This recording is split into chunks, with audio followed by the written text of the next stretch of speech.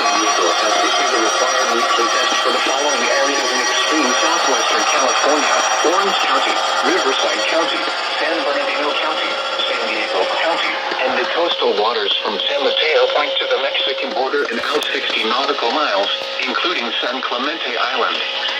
A test signal was broadcast to test the public warning system. The test is normally conducted between 10 a.m. and noon each Wednesday, weather permitting. The signal was also used to test the activation and emergency readiness of the Skywire network of radio operators.